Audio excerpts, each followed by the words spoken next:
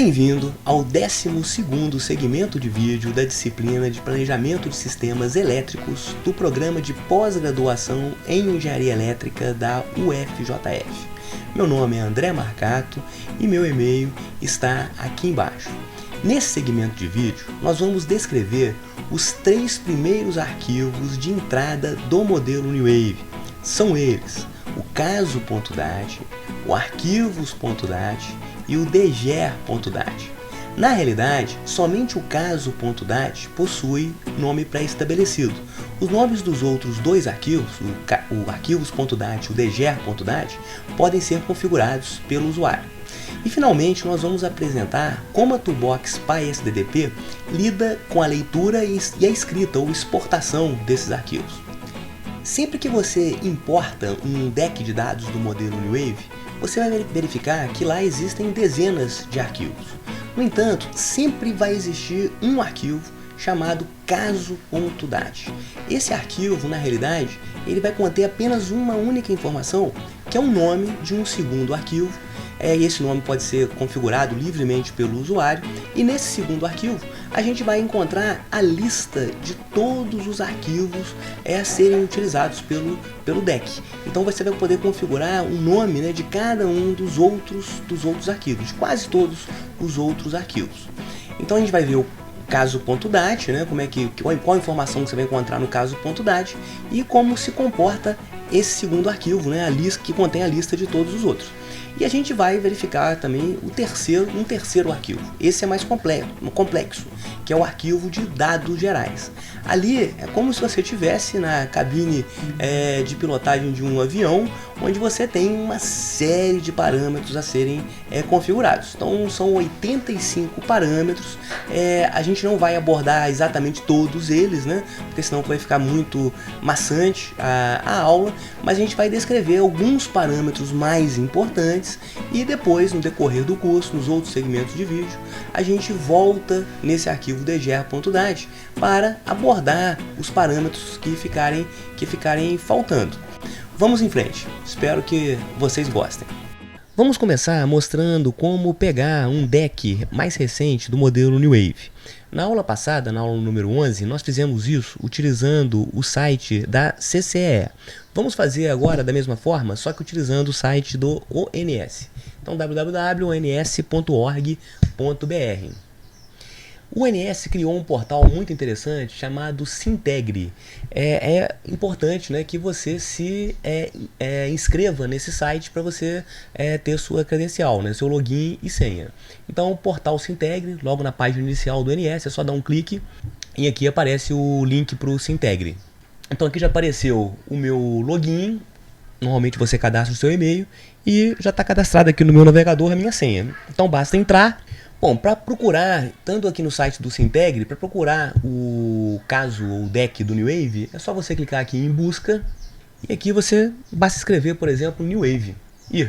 Então aqui já apareceu diversas opções, então a última atualização aqui é o deck definitivo do New Wave. Eu estou gravando essa aula no dia 26 de dezembro de 2020. E o ONS antecipou um pouquinho o PMO de janeiro de 2021, ele definiu isso aí um pouquinho antes do Natal, por volta do dia 23. Então aqui a gente já tem o deck definitivo para janeiro de 2021, então basta clicar aqui e agora fazer o download, deck New Wave 2021. Então já foi feito o download, então é só ir lá na minha área, na minha pasta de downloads, então eu estou usando o OSX, então eu vou para o Finder. Beleza, então aqui já tem um zip contendo o deck do New Wave. Vou dar um duplo clique e expandir a pasta. Então lá eu tenho todos os arquivos aqui do deck do New Wave correspondente a janeiro de 2021. O que eu tenho que fazer é carregar esses arquivos para o meu Google Drive. Então aqui já está o meu e-mail, já fiz o login no meu e-mail, então basta clicar aqui e acessar o meu Google Drive. Estando aqui, basta eu, dentro do meu Drive, clicar com o botão direito, nova pasta. Vou criar uma pasta aqui, New Wave, janeiro 2021. Muito bem, então vou entrar na pasta. Eu vou simplesmente fazer um upload dos meus arquivos. Acesso o meu deck do New Wave, marco todos os arquivos e faço o upload para a pasta. Pronto. Então a partir daí a gente vai conseguir acessar, a partir do Google Colab, eu vou conseguir acessar todos os arquivos necessários. O nosso objetivo hoje vai ser abordar esse arquivo aqui, que é o caso.dat, o arquivos.dat, que tem a relação com todos os arquivos de entrada e saída do modelo, e o dger.dat. Então, nesse segmento de vídeo, a gente vai abordar esses três arquivos. O primeiro passo, então, é acessar o Google Colab e criar um novo notebook. Inicialmente, a gente tem que instalar a biblioteca PySDDP. Nessa aula, a gente vai instalar a versão número 20. Em seguida, a gente sempre vai utilizar esse trecho de código que facilita a gente acessar o nosso Google Drive. Então, aqui a gente importa algumas toolbox do Google Colab para permitir esse acesso. E esse comando aqui permite montar exatamente a estrutura do seu Google Drive dentro da estrutura do Google Colab. Então vamos lá. Você tem que clicar nessa URL aqui para você fazer o login no seu Google Drive. Então é só você copiar esse código na caixa de texto que estava lá no Google Colab. Então quando você clica aqui, aí você já consegue ver o seu Google Drive, né? E aí você consegue acessar o diretório New Wave janeiro 2021, que possui todos os arquivos que nos interessam. Basta passar o mouse nessa região, né? Vamos criar um novo bloco de código e agora eu vou importar realmente a biblioteca PySDDP. Eu vou incorporar todas as funções da biblioteca PySDDP, especificamente da classe PEN, onde tem lá a classe New Wave, né? Import New Wave. Só para verificar se não ocorreu nenhum erro, a gente executa o bloco, ele já incorporou, né?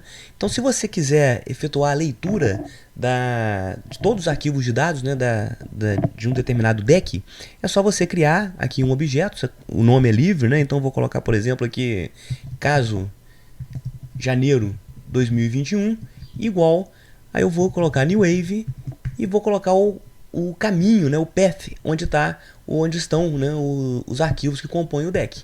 Eu já especifiquei o caminho aqui, né, tá no G Drive, My Drive, New Wave janeiro 2021.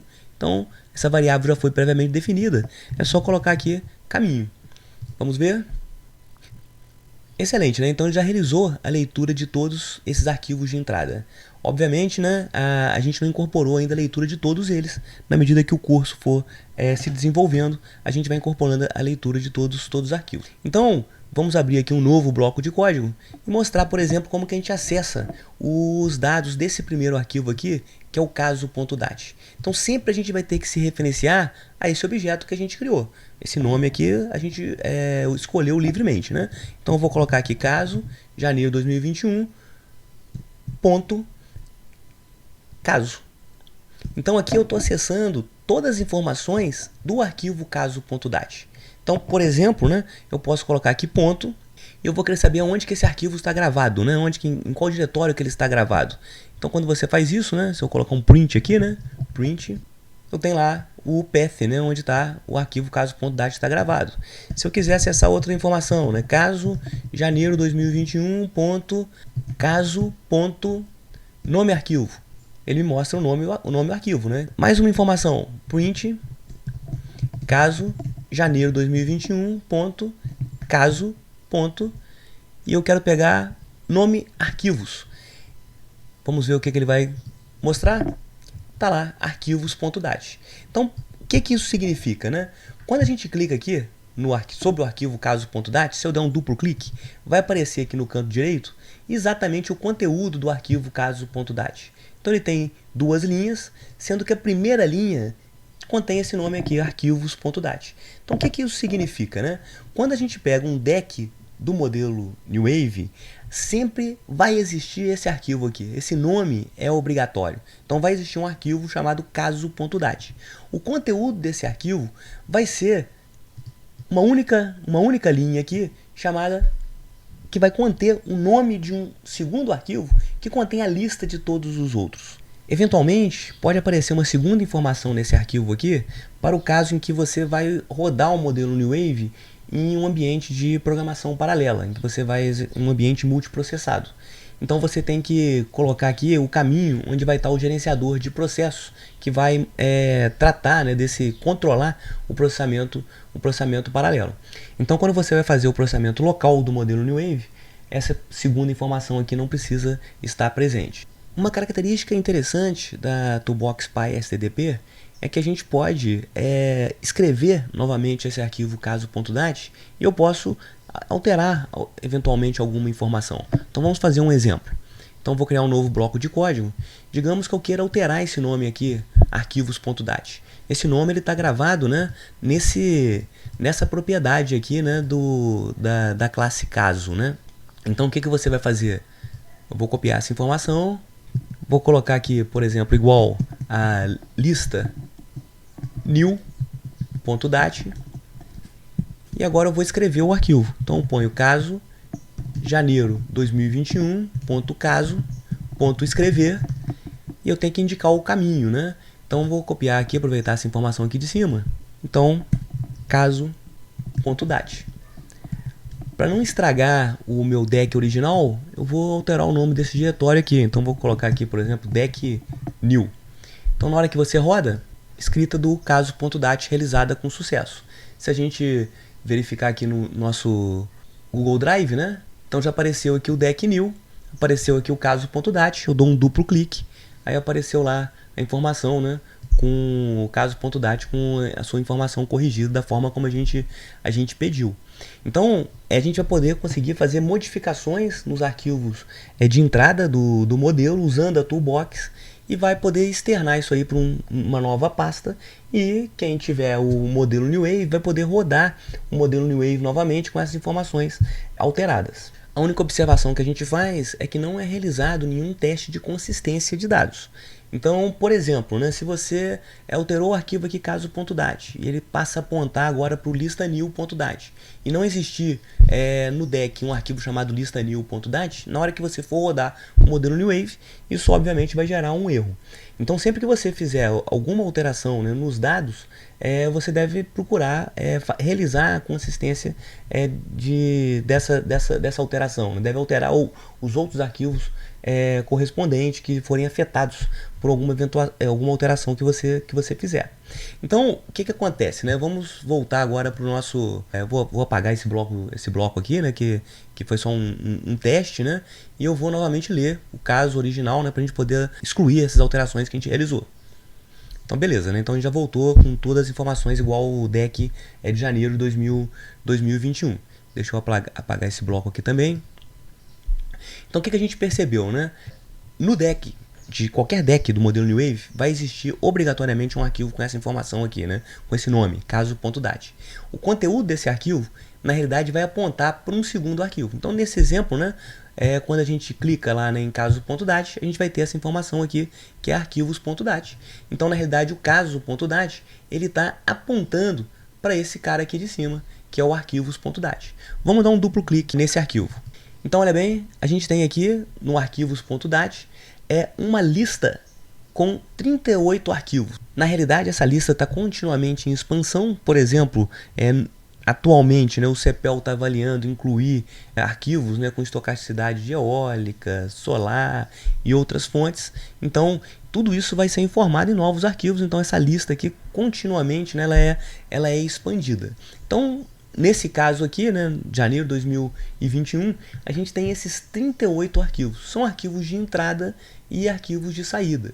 Então, por exemplo, né, o primeiro deles, né, é o arquivo de dados gerais. Aí depois você tem um arquivo com subsistemas. Nesse arquivo a gente vai inserir informações do mercado para cada um dos subsistemas brasileiros, né? Norte, Nordeste, Sul, Sudeste. Aqui a gente tem um arquivo de configuração hidráulica, que tem as usinas hidrelétricas, né? Usinas hidráulicas que estão em operação e entrarão em operação durante o período de estudo. Alteração dos dados das usinas hidráulicas. Então, a gente continuamente, ao longo desse curso, vai analisar, né, a função de cada um desses arquivos de entrada. Existem arquivos de saída também que são listados aqui, né? Então o arquivo cortes e cortes H por exemplo, esses dois arquivos contêm informações de pós-processamento, né, quando as funções de custo futuro já foram calculadas. Então ali estão inseridas todas essas informações, todos os cortes associados a cada um dos estágios de planejamento. Aqui a gente tem um relatório de convergência, também um arquivo de saída, relatório também de séries sintéticas, também um arquivo de saída, e assim por diante, né? Então, eu não vou ficar lendo aqui, explicando o conteúdo de cada um deles, porque vai existir uma aula específica para cada um desses arquivos, ou pelo menos para cada um dos arquivos mais importantes.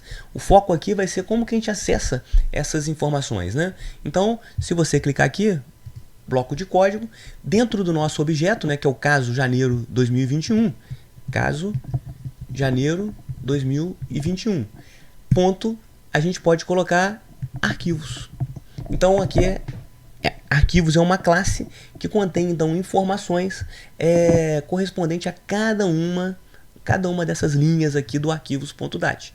Então, por exemplo, se você colocar aqui arquivos.arquivos.dger, na realidade, dentro da classe arquivo, a gente tem uma propriedade chamada arquivos, que essa propriedade, na realidade, é um dicionário de dados, e uma posição desse dicionário de dados é o dger. Vamos rodar aqui. Olha lá. Então aqui a gente tem informações a respeito do arquivo de dados gerais. Então aqui a gente tem inicialmente uma descrição, que é exatamente a informação que a gente encontra aqui, né, no arquivos.dat. Então, dados gerais. A gente tem aqui a ordem, que na realidade é a linha em que essa informação se encontra no arquivos.dat. Então, a linha 1, né, a gente encontra essa informação. Tipo de arquivo, esse vai ser um arquivo texto. E o valor é dger.dat. A gente poderia acessar essa mesma informação aqui também. Ó. Se eu fizesse assim, ó, caso janeiro 2021, arquivos.dger. Então, se eu rodar aqui, vai aparecer da mesma forma o dger.dat. Eu quero o arquivo de configuração hidráulica. Como é que chama esse arquivo? Aí vai ser caso janeiro 2021.arquivos.confhd. Na hora que você roda, vai aparecer lá o nome do arquivo confhd. E assim por diante, né? Sempre que você tiver uma dúvida em relação a qual o conteúdo desse arquivo, é interessante você usar o dicionário de dados, né? Então, quando você vem aqui, por exemplo, né, caso janeiro de 2021, ponto arquivos, ponto. Aí aqui vai aparecer todas as informações, né? Então apareceu, por exemplo, modif. Aí você clicou aqui, apareceu o nome do arquivo modif.dat. Agora, o que isso significa, né? Aí você vem, caso janeiro 2021, ponto arquivos, aí aqui você vem, já que ele é um dicionário de dados, escreve modif. Quando você roda, aí aparece, né? Descrição, alteração dos dados das usinas hidro. Esse é um arquivo de entrada, ele está na 4ª linha, é um arquivo do tipo texto, e o nome dele é modif.dat. Digamos que a gente queira modificar o nome desse arquivo aqui, do modif.dat. O que nós devemos fazer, né? Eu vou inserir um outro bloco de código. Vou dar um copy and paste aqui. Então observe que arquivos, né, é um dicionário de dados, e aqui eu imprimi a posição modif. Quando a gente observa, né, dentro da posição modif, a gente tem um outro dicionário de dados. E eu quero acessar aqui o valor, onde fica o nome do arquivo. Eu vou trocar aqui, por exemplo, para modif new.dat. Então, com isso, eu alterei o nome do arquivo modif, né? E agora eu vou mostrar uma nova maneira da gente exportar o deck de arquivos, né? Ao invés de exportar um arquivo por vez, eu vou exportar todos de uma vez. Então, dentro do próprio objeto caso 2021, existe aqui um método chamado escrever, e aqui eu simplesmente vou copiar, vou colocar, né, o path ou o caminho onde eu quero escrever. Eu vou copiar daqui de cima, né, que eu já tenho esse path pronto, e só vou alterar aqui, por exemplo, para teste. Então, quando você faz isso, observe que automaticamente todos os arquivos eles já foram inscritos dentro desse diretório teste. Então vou fechar aqui o New Wave, né? Vamos procurar o diretório teste. Então tá aqui, teste. A gente vê os arquivos que foram escritos, né? Se você clicar aqui em arquivos, a gente vê que o modif, ao invés do nome anterior, né, agora ele está com um nome modificado, que é o modif new.dat. E você pode fazer isso com qualquer um dos arquivos, né? No entanto, é importante que você lembre da consistência de dados, né? Então, a partir desse momento, deve existir, dentro da pasta que contém o caso, né, vai ter que existir um arquivo chamado modif new.dat. Se você não fizer isso, na hora que você for rodar o modelo New Wave, isso vai ocasionar um erro. Então, a gente vê que essa propriedade aqui, escrever, que está associada diretamente ao objeto, automaticamente já vai gerar todo o conjunto, todo o deck de dados do novo caso, né? E aí você pode rodar o modelo New Wave em cima desse novo deck de dados. Uma outra dica legal é o seguinte: dado que o caso janeiro 2021 tem uma classe chamada arquivos. Essa classe ela trata o conteúdo do arquivos.dat. E lá dentro a gente tem uma propriedade chamada arquivos, e a gente sabe que esse arquivos é um dicionário de dados. Então o que a gente pode fazer? Imprimir todas as chaves desse dicionário de dados. Então olha o que vai acontecer aqui. Eu errei, né? Escrevi casa ao invés de caso. Então aqui a gente consegue ver todas as chaves desse dicionário de dados. Então aqui a gente tem o dger, o sistema, confhd e assim por diante. Então digamos que eu queira saber agora o conteúdo desse dicionário de dados, né, do conft. Então o que a gente faz? A gente põe print caso janeiro 2021 .arquivos e aí aqui eu vou colocar essa chave conft. Então a gente vai conseguir ver, olha lá, o conteúdo dessa posição aqui do dicionário de dados conft. Então a gente sabe que o tipo é um arquivo texto, a função desse arquivo é um arquivo de entrada, a descrição, né, é um arquivo de configuração térmica.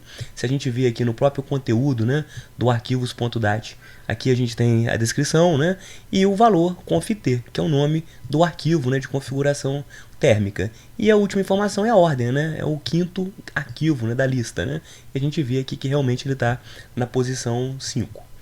Então agora a gente está em condições de passar para o último arquivo desse segmento de vídeo, que é o arquivo dger.dat. Então deixa eu fechar aqui meu diretório teste e vamos voltar lá para o New Wave janeiro 2021. Então vamos dar uma olhada inicialmente no conteúdo desse arquivo, né, no dger.dat. Então apareceu aqui no canto direito, eu vou dar só uma reorganizada na minha tela, para a gente ter mais espaço aqui na direita. Então, o arquivo dger.dat, ele contém uma série de parâmetros. Eu exemplifiquei no início do segmento de vídeo, que é como se a gente estivesse pilotando um avião e a gente tem que sintonizar uma série de variáveis, né, uma série de parâmetros para poder executar o modelo. São 85 parâmetros, embora nem todos estejam preenchidos aqui nesse deck do NS, né? A gente tem somente 77 parâmetros preenchidos. Então a gente tem diversas informações. Não vai ser eficaz a gente ler uma a uma, explicar uma a uma, porque realmente tem parâmetros que a gente nem descreveu nas aulas anteriores. Então o que a gente vai fazer aqui vai ser a descrição dos principais parâmetros e mostrar como que a gente pode acessá-los lá através do PySDDP. Então eu vou abrir aqui um novo bloco de código. Então como é que a gente vai acessar o arquivo dger, né? Da mesma forma que a gente fez com o arquivo arquivos, né? Então a gente vai ter aqui, por exemplo, né, caso janeiro 2021 ponto. Aí você vai ter agora dger. Então dger é uma subclasse, né, da classe New Wave, e ela que vai manipular todas essas informações que vocês estão vendo aqui à direita.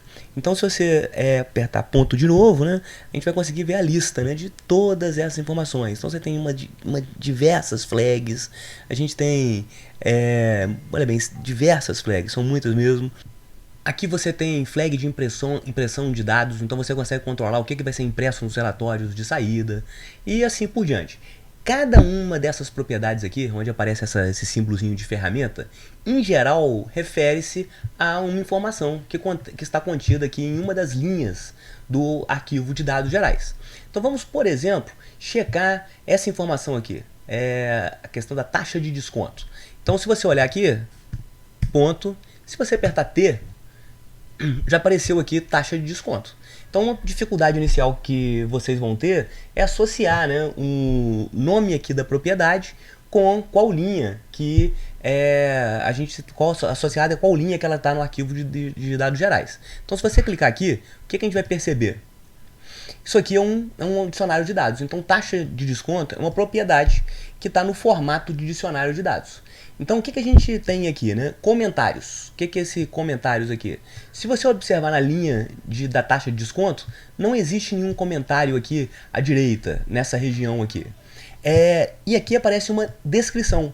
Essa descrição é exatamente o que você encontra lá no manual do New Wave. Então, é como que essa taxa de desconto é utilizada dentro da dinâmica, da programação dinâmica dual estocástica. Esse resumo aqui refere-se ao que está aqui à esquerda. Olha bem, ó, taxa de desconto, tracinho, percentual. É exatamente essa informação que você vê aqui, né? E o valor é 12, tá certo? Vamos pegar agora uma informação que é esse tipo de execução aqui, né? Execução completa ou simulação final. Vou abrir uma nova caixa de código aqui, eu ponho caso janeiro 2021, ponto, tipo, faltou DGE, ponto, tipo, execução. Já apareceu ali. Eu procurei escolher nomes para propriedades que identificam o que está escrito aqui nessas linhas, para ficar mais fácil. Mas se você tiver dificuldade, né, pode ser que tenha algum nome que fique confuso, aí você tem que verificar lá no resumo, né, que vou mostrar novamente aqui. Então põe tipo execução. Então qual a informação que você vai ter nesse dicionário? Olha lá, resumo, tipo execução.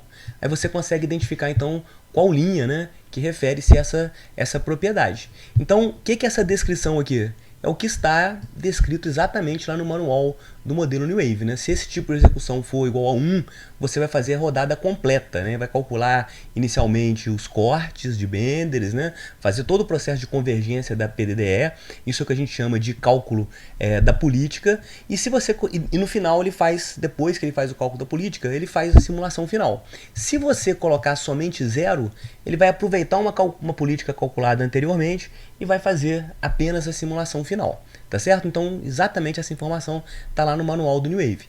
E esse comentários aqui é exatamente o que está à direita aqui no próprio arquivo de DGE. Olha lá, execução completa e 0 simulação final. Então dessa forma, né, a gente consegue então acessar todas essas informações. E lembrando, né, sempre que você, olha o valor aqui, né, ele é igual a 1. Olha o que a gente encontra aqui na direita, né, exatamente esse 1. Se você passar isso aqui de 1 para 0, o que vai acontecer? Na hora que você escrever o seu back, né, em um novo diretório, aí essa informação aqui ela vai estar com 0. Então você tem acesso, né, a alterar todos esses dados. Lembrando só da consistência de dados. Então, por exemplo, se você alterar esse valor aqui para 3, na hora que você for rodar o modelo New Wave, obviamente ele vai gerar um erro de execução. Vamos descrever agora rapidamente os principais registros que compõem o dgr.dat e são importantes para a gente executar uma rodada do modelo New Wave. A gente vai deixar de comentar alguns registros muito específicos que são voltados para fazer questões que a gente não abordou ainda no decorrer do nosso curso. Então a gente vai retornar depois no dgr.dat quando for necessário a ativação de alguma dessas funcionalidades que a gente vai abordar posteriormente. O primeiro registro é esse aqui. Ele é o título do caso. Então esse caso que a gente está analisando é o caso que foi publicado no dia 23 de dezembro de 2020 e ele é o PMO refere-se, né, ao PMO de janeiro de 2021. Então aqui a gente tem a data em que o caso foi gerado e aqui informações, por exemplo, como os níveis, né, do reservatório estão sendo considerados do dia 26/12. e a versão do New Wave é a versão 27, tá certo? Esse campo aqui, esse registro, ele é livre, né? Então, na realidade, você pode colocar a informação que você quiser. Essa informação é o título do caso e ela vai ser repetida, né, em todos os relatórios, em todas as saídas do modelo New Wave, vai ser impresso esse título. O segundo registro é o tipo de execução.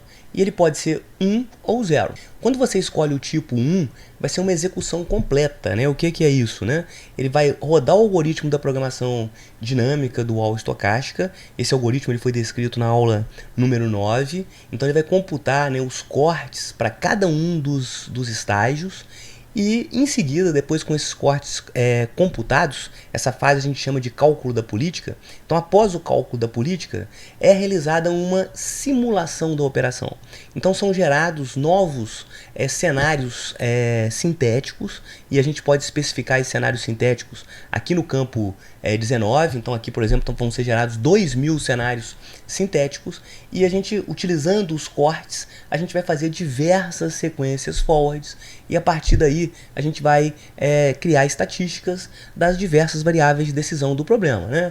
Probabilidade de déficit, probabilidade de geração térmica, evolução do armazenamento, das usinas, dos sistemas equivalentes e assim por diante. O New Wave ele é um modelo de base mensal, ou seja, ele é discretizado em estágios mensais. Ele oferece uma funcionalidade que me parece que agora está desativada, é da gente, por exemplo, fazer a simulação bimestral. Então, se você colocasse 2 aqui, ele ia realizar estágios, né, de 2 meses. Se eu colocasse 3 estágios trimestrais. Mas me parece que essa funcionalidade está desativada. Então aqui a gente tem o número de anos de estudo. Então a partir de janeiro de 2021, a gente vai ter 5 anos de estudo para frente. Então a gente vai avaliar, né, de 21 até dezembro de 25.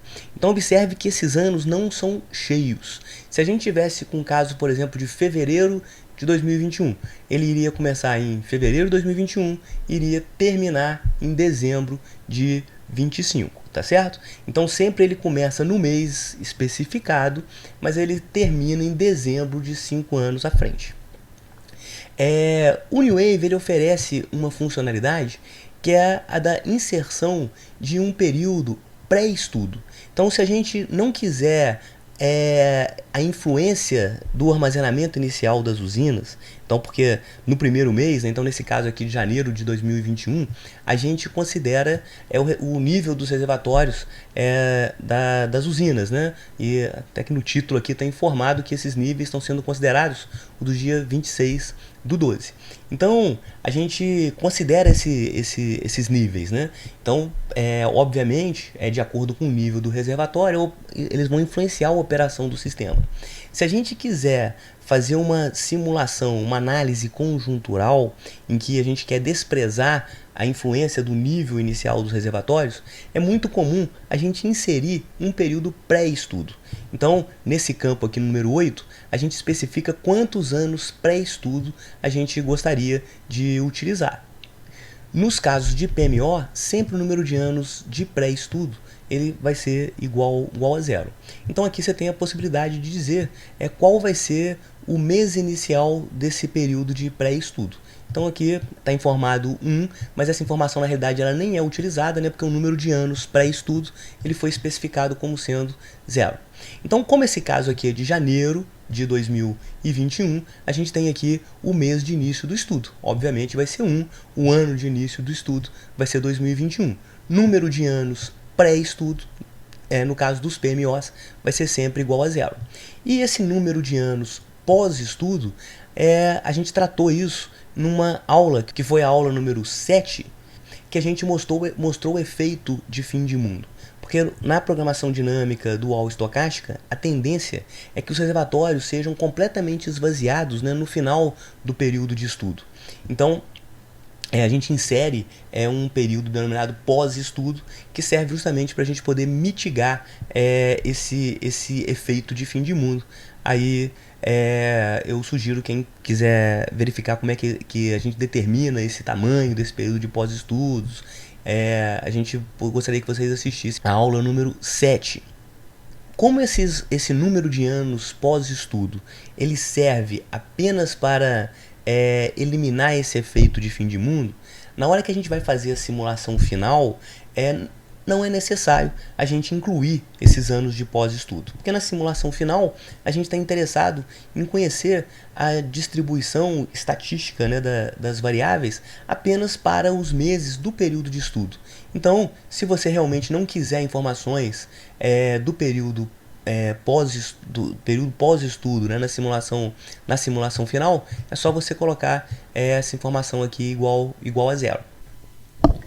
Então, se a gente quiser pegar o título, por exemplo, utilizando a nossa classe, né, o nosso PySDDP, a gente, a partir do objeto instanciado caso de janeiro de 2021, você vai colocar DGER, que é a classe que trata dos dados gerais, e aqui você simplesmente vai começar a digitar algo que pareça com a descrição, né? Então você coloca título, já apareceu aqui título caso, e aí você põe aqui valor. E aí você vai ver exatamente o título que está colocado lá no arquivo. Você pode mudar esse título e depois exportar novamente o caso para uma nova pasta, né? um novo deck. Se eu quiser tipo execução, então você vem, ponto, tipo, exec. Mesma coisa. Valor. Vai aparecer lá o número 1 correspondente ao que você encontrou no deck. E assim por diante. Você vai poder encontrar muito facilmente, simplesmente digitando aqui lá, Duraperi. Aí aparece um mês. Vamos tentar encontrar agora o número de anos de estudo. Aí apareceu aqui, num anos. 5 anos, apareceu corretamente a informação conforme está no arquivo. Então realmente é bastante simples, né, você acessar todas essas informações através do seu respectivo dicionário de dados com a chave valor. Se você quiser saber a descrição que está no manual, é só colocar aqui descrição, número de anos de planejamento. Se você colocar resumo, você vai encontrar a mesma informação que está nas colunas iniciais lá do arquivo dger.dat. E isso vale para todos os registros.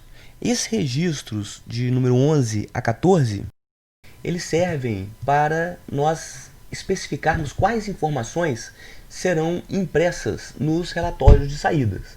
Então, imprime dados, imprime mercados, energias e assim por diante. Então, se a gente quiser acessar aqui na nossa classe, é só colocar ponto imprime dado. Aqui você vai acessar o dicionário completo, tá certo? Então, olha lá, o que essa flag vai controlar, né? Controle de impressão das características das usinas. 0 imprime, 1 imprime. Então, se você não está interessado em ver detalhes das usinas que compõem o caso, compõem o deck, é só você colocar essa flag igual a 0. Normalmente, a gente deixa essas flags todas iguais a 1. Em seguida, a gente tem um número máximo de iterações da PDDE, né? Então, novamente, a gente se remete à aula número 9. Lá a gente explica detalhadamente o algoritmo da programação dinâmica, dual, estocástica. E a gente lá mostra como são realizadas, né, as iterações. Né? O processo de forward e backward compõe cada uma das interações. Então, quando você coloca número máximo de iterações 45 e o modelo atinge 45 iterações, automaticamente o modelo New Wave vai ser encerrado, mesmo sem ter obtido a convergência do processo. Então, somente para consolidar as informações vistas até agora, nós estamos analisando um deck que é o do PMO de janeiro de 2021. Então, o primeiro mês de estudo é janeiro de 2021, o segundo mês, fevereiro de 2021, e assim por diante, até novembro de 25, dezembro de 25. O tamanho desse deck também é especificado no DGER, e isso corresponde ao tamanho do período de estudo, que no nosso caso é de 5 anos. Vamos lembrar que se a gente tivesse com um deck de fevereiro ou março, por exemplo, né, ele iria começar em março de 21, depois abril de 21, iria terminar em novembro de 25 e dezembro de 25. Então, esses 5 anos aqui, eles não são cheios, né? A gente vai ter um mês inicial e sempre ele vai terminar em dezembro, né, de 5 anos após o ano inicial. Duas aulas são importantes nesse momento, né? A aula número 7 e a aula número 9. A aula número 7, ela trata do efeito de fim de mundo. E a aula número 9 detalha a programação dinâmica dual estocástica.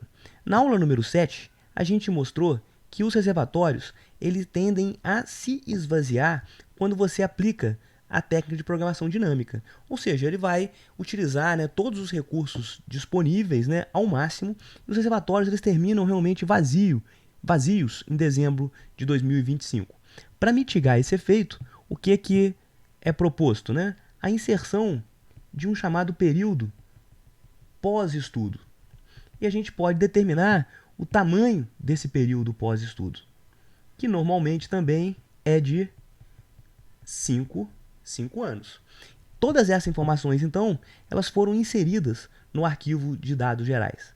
Então, durante o processo de programação dinâmica dual estocástica, vão ser construídas funções de custo futuro associadas a cada um dos estágios de planejamento. Esse processo de obtenção dessas funções a gente chama de cálculo da política. Então, num caso em que a gente tem 5 anos de estudo e 5 anos de pós-estudo, a gente vai obter funções, né, para todos os meses, incluindo o período de pós-estudo. Ao final do processo, depois que todas essas funções já foram obtidas, são gerados cenários sintéticos.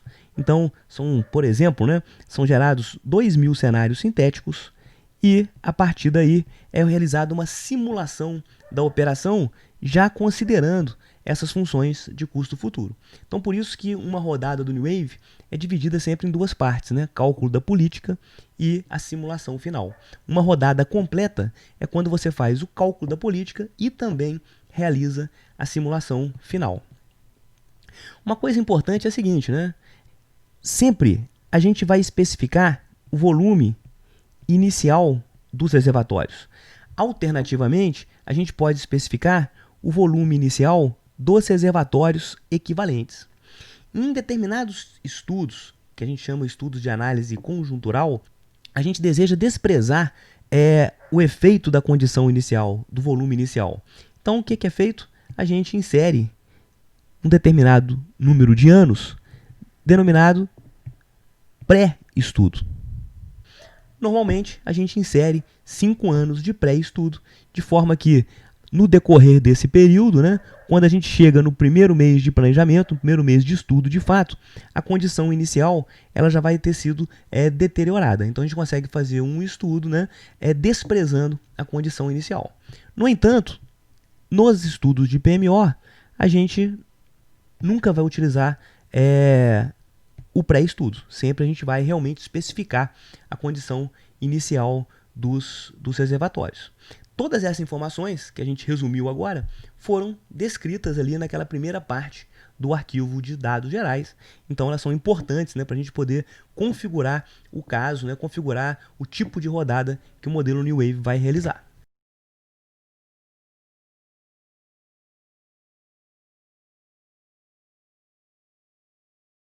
Na técnica de programação dinâmica dual estocástica, nós vimos que para cada período de planejamento, nós sorteamos as chamadas aberturas, que são, na realidade, possibilidades de afluências às usinas hidrelétricas. Então, para janeiro de 2021, por exemplo, eu sorteei aqui 4 aberturas. E vou fazer o mesmo, né? Sorteio aberturas diferentes para fevereiro de 2021, março de 2021 e assim por diante para todos os estágios até o final do meu horizonte de planejamento. Se a gente inclui os anos pós-estudo, a gente vai ter, nesse caso aqui, uma simulação de 10 anos, né? Ou 120 estágios. Então, uma vez sorteadas essas aberturas, a gente vai sortear caminhos em que a gente vai percorrer essas aberturas. Então, a gente pode sortear tantos caminhos quanto a gente queira. Então, por exemplo, eu vou sortear aqui um determinado caminho, um outro caminho e assim por diante. Então, a gente pode sortear 20 aberturas em cada estágio e 200 caminhos, que é o padrão utilizado pelo modelo New Wave. Então, a partir desse momento, o que é feito, né? São realizadas simulações forward e essas simulações forward servem para fornecer, né, estados de volume que são visitados ao longo dessas simulações e regressões backwards. Durante as regressões backward, a gente povoa as funções de custo futuro associadas a cada um dos estágios. Então, se é um problema de 10 anos, a gente vai ter 120 funções de custo futuro e elas vão sendo aqui recheadas de cortes durante cada iteração backward. Então, uma iteração é composta por uma excursão forward e uma regressão backward. Durante esse processo, a gente monitora a convergência. Então, a gente tem aqui as diversas iterações, iteração 1, iteração 2, até a iteração N. Em cada iteração, né, a gente computa um custo, que é o Zinf, e outro custo, que é o Zsup. O Zinf ele é avaliado no primeiro estágio. Então, é uma estimativa de quanto que a gente acha que vai gastar ao longo de todo o processo. O Zsup é o valor médio de quanto a gente realmente gastou nos processos forwards de cada iteração. Então, no início, o Zsup, normalmente, ele é bem superior ao Zinf. Mas na medida em que as iterações elas evoluem, a gente chega a um momento em que o Zinf e o Zsup eles são bem próximos de acordo com o critério de convergência estatístico. Então, quando eles se aproximam o suficiente, a gente diz que o processo convergiu. Esse processo aqui inicial, a gente chama de cálculo da política. É o momento em que a gente está definindo as diversas funções de custo futuro. Feito isso, a gente passa para uma nova fase, que é a geração de diversas sequências forward.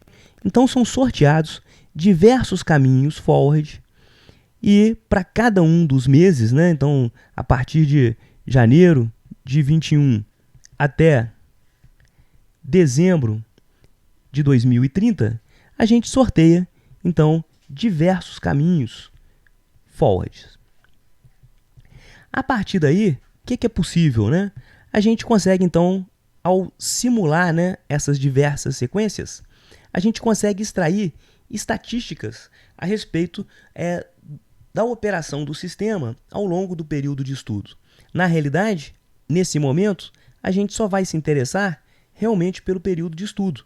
E a gente vai desprezar os 5 anos, né, de pós-estudo. A gente realmente está interessado nos valores que a gente vai encontrar durante esse período aqui, esses 5 anos de interesse. Então, o que a gente consegue extrair? Por exemplo, né, eu consigo extrair qual seria a probabilidade de déficit aqui em janeiro de 2021. Ou qual a probabilidade de ocorrência de déficit no primeiro ano de estudo, de janeiro a dezembro de 21. A gente consegue verificar qual que é a probabilidade de armazenamento final do sistema Sudeste lá em dezembro do primeiro ano, no final do primeiro ano de estudo. Então, são diversas estatísticas que podem ser extraídas a partir dessa segunda etapa aqui, que a gente chama de simulação final. Então, o que a gente mostrou anteriormente é que, a partir do momento que a gente faz o cálculo da política, e esse processo aqui é o que requer realmente mais tempo, a gente pode, se for necessário, repetir apenas o processo de simulação final. A simulação final ela pode ser realizada com diferentes cenários sintéticos, ela pode ser realizada com cenário sintético ou cenário histórico. Então, por isso que a gente consegue fazer, né, ou uma simulação completa ou apenas a simulação final, tá certo? E o outro índice que a gente viu, né, é quantas interações máximas a gente deseja permitir. Pode ser que a gente atinja, por exemplo, 45 interações e os EINF e os ESUP não se aproximaram o suficiente. Então a gente força o modelo assim a encerrar antes de atingir a convergência final. Obviamente, né, nesse caso, a gente vai entender que as funções de curso futuro elas não foram ainda suficientemente refinadas. Bom, então agora a gente consegue entender mais alguns parâmetros aqui do arquivo de dados gerais. Nós já havíamos falado a respeito do número máximo de iterações, 45, número de simulações forward e número de aberturas. Então, esses dois parâmetros estão associados ao cálculo da política. Então, quantas aberturas você vai gerar e quantos caminhos você vai escolher percorrendo essas aberturas. Então, a partir daí, você constrói as funções de custo futuro. O registro número 19, número de séries sintéticas, está associado à simulação final. Então, a gente vai fazer uma simulação final com 2.000 séries sintéticas. A ordem máxima do modelo PAR-P está associada à forma como os cenários sintéticos são gerados. Então, sempre que é gerado um valor de afluência ou um valor de energia natural afluente para um determinado sistema, um reservatório equivalente de energia, a gente vai gerar esse valor olhando para os últimos 6 meses e mais um determinado ruído. A gente vai ter uma aula específica sobre esse tema. Então, esse parâmetro está dizendo que a gente vai olhar no máximo para 6 meses anteriores para gerar a vazão de um determinado mês. O ano inicial do histórico, 1931. E esse parâmetrozinho aqui, 0, é apenas para dizer se a gente está trabalhando com um caso com 320 possibilidades de postos ou 600 possibilidades de postos. Normalmente, em arquivos utilizados no PMO, como a gente está olhando apenas para 5 anos à frente, a gente vai trabalhar com um arquivo de 320 postos. Quando a gente está olhando para problemas de expansão, normalmente rodados pela empresa de pesquisa energética, em que a gente vai olhar para um número maior de anos à frente, às vezes 10, 20 anos à frente, a gente usa um arquivo de vazões com 600 postos. Então, a gente vai usar aqui ou 0 ou 1 para escolher entre essas duas possibilidades, tá certo? Postos de medição de afluência são estações, né, que monitoram as afluências das usinas hidrelétricas. Então, a gente tem um arquivo com 320 postos e outro arquivo com 600 postos. A gente vai descrever um pouquinho mais sobre essas possibilidades também em aulas seguintes, tá certo? E o ano de inicial do histórico é 1931. Esse ano, muito raramente, a gente vai mudar essa informação, porque a gente conhece os históricos de vazão às usinas hidrelétricas desde janeiro de 1931 até 2 anos antes ao ano que a gente está realizando o planejamento. Então nós estamos, por exemplo, essa aula está sendo gravada em 2020. Então a gente tem a disponibilização de um registro histórico de afluências que vai de janeiro de 1931 até dezembro de 2018. A partir do mês que vem, esse arquivo vai ter um histórico um pouquinho maior, um ano a mais. Ele vai de janeiro de 1931 até dezembro de 2019, tá certo? E aqui a gente tem a possibilidade de cálculo do volume inicial. Existem duas opções, né? A gente pode usar, isso aqui é uma flag, né? Ela pode ser 1, que aí você vai calcular a energia armazenada inicial. Então, como é que é esse processo, né? São informados os volumes iniciais de cada uma das usinas hidrelétricas. Então, a partir destas informações, a gente calcula qual que é a energia armazenada em cada reservatório equivalente de energia. Então, essa flag está habilitada para que seja feito dessa forma. Alternativamente, se for desejado, a gente pode colocar essa flag igual a 0 e a gente não vai precisar informar o volume inicial de cada uma das usinas hidrelétricas. A gente vai poder utilizar esse registro aqui embaixo e dizer qual que é o volume armazenado inicial em cada reservatório equivalente de energia. Um reservatório equivalente de energia engloba, né, um conjunto de usinas hidrelétricas, um conjunto de reservatórios. A gente vai estudar também a questão de reservatórios equivalentes de energia em aulas posteriores. A questão aqui da tolerância está associado, né, a como que você vai parar o processo iterativo, né? Quão próximo o ZINF tem que ser do ZSUP para que o processo seja interrompido, né? Então aqui a gente está utilizando um intervalo de confiança de 95%. O que é essa taxa de desconto, né? Quando você tem um determinado custo de operação lá em dezembro de 2030, obviamente, né, esse valor ele não representa o mesmo montante financeiro do que um valor em janeiro de 2021. Então essa taxa de desconto é um valor anual, né, que serve para corrigir essas distorções, né, financeiras entre um período de planejamento e um período seguinte. O registro número 27, ele trata do tipo de simulação final. A gente pode simplesmente não fazer a simulação final, se a gente colocar aqui 0. Então ele vai fazer apenas o cálculo da política. A gente pode fazer a simulação final usando séries sintéticas, que é o caso aqui, né? A gente colocou 1. Então ele vai gerar 2.000 séries sintéticas e vai fazer a simulação final com essas 2.000 séries sintéticas. Ou se você colocar 2 aqui, ele vai fazer a simulação final com as séries históricas. Então a gente vai imaginar que os cenários históricos vão se repetir, né, a partir de janeiro de 1931. Então, se a gente conhece o histórico de vazões, né, de janeiro de 31 até dezembro de 2019, então a gente tem 89 anos, né, de possibilidades, né, de afluências que podem ser replicadas, né, no período de estudo atual. Então a gente ou não simula, não faz simulação final, ou usa séries sintéticas, a gente vai ter aqui então quantos cenários a gente vai usar, ou reproduz os cenários históricos. E finalmente a gente pode colocar a opção 3 aqui, que ele também não vai fazer a simulação final, mas ele vai realizar um teste de consistência de dados de todos os arquivos de entrada. Então, se a gente colocar a opção 3, ele vai verificar se existe apenas se existe alguma incoerência nos dados informados, né, nos arquivos de entrada. Esses registros aqui, né, de 28 a 30, eles são apenas registros para controlar a impressão do relatório final. O registro número 31, né, número mínimo de iterações.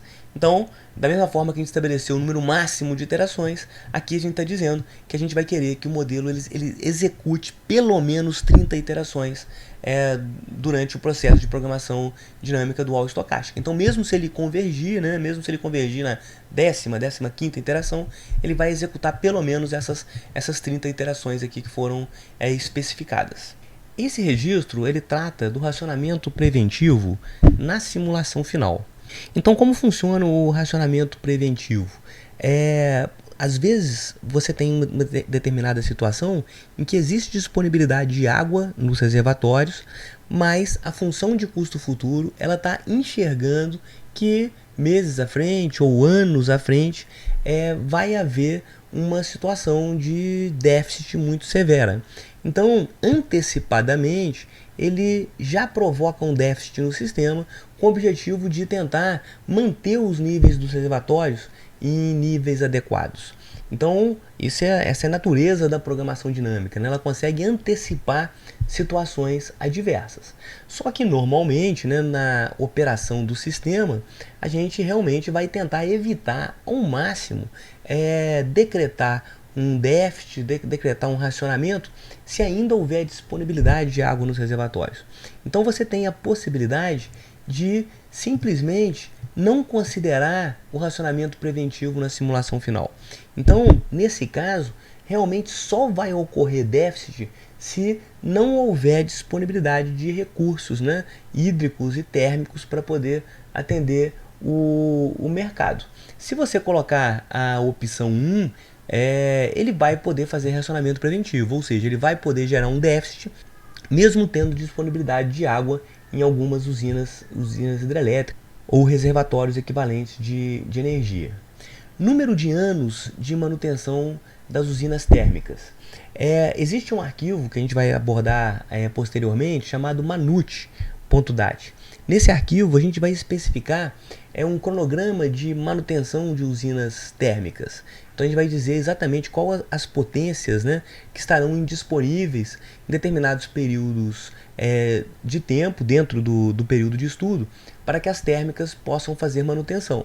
Então a gente pode escolher, né, se a gente vai adotar um número de anos de manutenção das térmicas igual a 1 ou igual a 2. Digamos que a gente coloca o número de anos de manutenção de usinas termoelétricas igual a 1.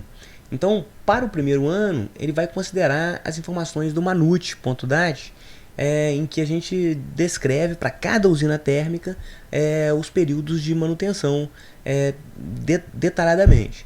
Para os anos posteriores, ele vai considerar um índice de indisponibilidade programada, né? Um índice médio para cada uma das térmicas. Se você colocar o número de anos de manutenção das UTEs igual a 2, aí você vai ter que informar detalhadamente as manutenções durante 2 anos para cada uma das usinas térmicas. A partir do terceiro, quarto, quinto e anos posteriores, ele vai considerar índices médios, né, de indisponibilidade programada. Vamos comentar agora a respeito desse campo aqui, tendência hidrológica, que ele é muito importante, né?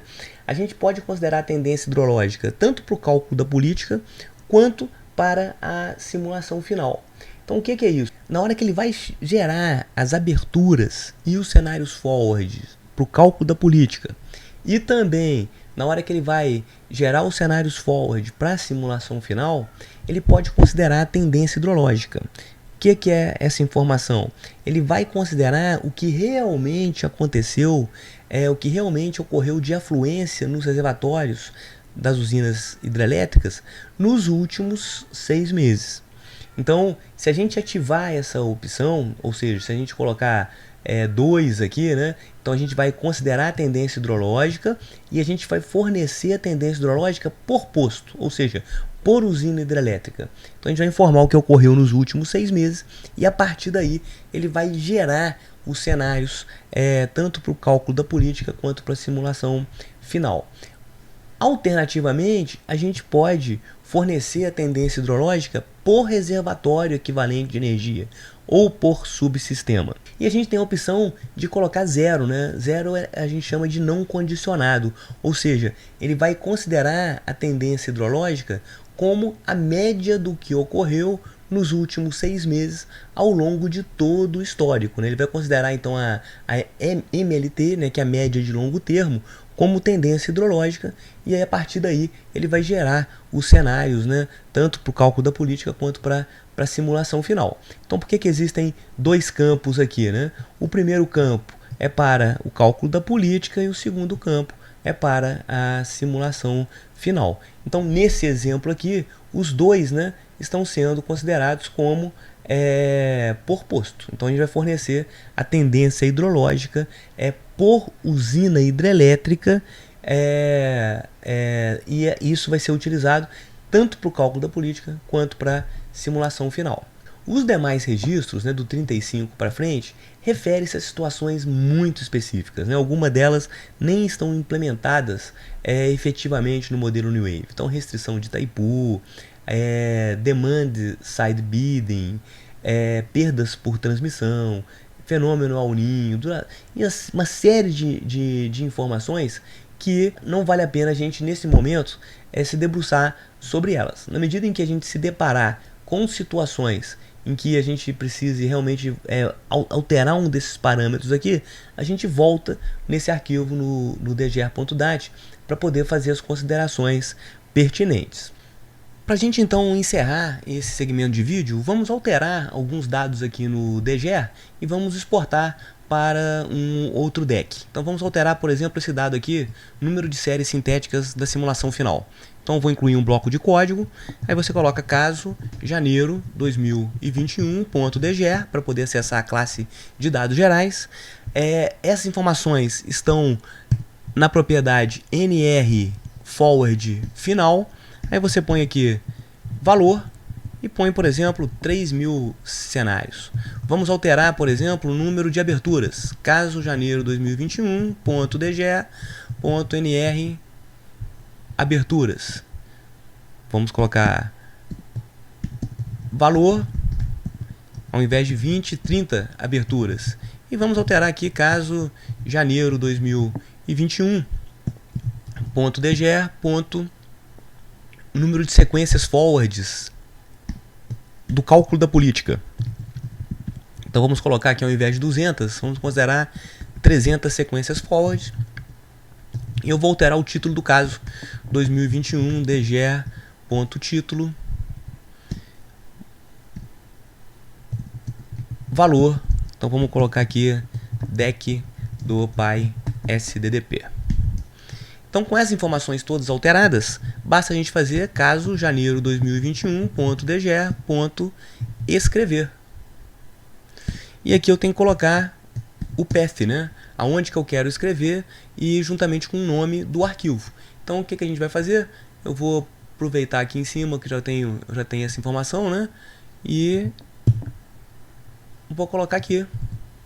Só que eu vou colocar um diretório novo, né? Vamos chamar aqui DEC teste. E vou colocar o nome aqui, dgr.dat. Então vamos lá. Ah lá, escrita realizada com sucesso. Então vamos procurar esse diretório aqui, DEC teste. Eu vou dar uma atualizada. Apareceu lá o DEC teste, o novo arquivo dgr. Então a gente consegue ver as informações aqui alteradas corretamente, né? O título, a DEC do Pi SDDP, o número de séries forward foi alterado para 300, aberturas para 30, número de séries sintéticas, simulação final para 3000. Então realmente é bastante simples você fazer essas alterações e dominar, né, realmente todos esses dados requer um pouquinho de experiência, mas com o decorrer das aulas a gente vai conseguindo adquirir a experiência necessária. Chegamos ao fim então desta aula e no próximo segmento de vídeo nós mostraremos como os dados das usinas hidrelétricas são tratados pelo modelo New Wave. Falaremos então dos arquivos hydri.dat e confhd. Meu e-mail está aqui embaixo e será um prazer receber o contato de vocês para o esclarecimento de dúvidas e receber sugestões para o aprimoramento do conteúdo que nós estamos apresentando nessa playlist. Um grande abraço, até a próxima!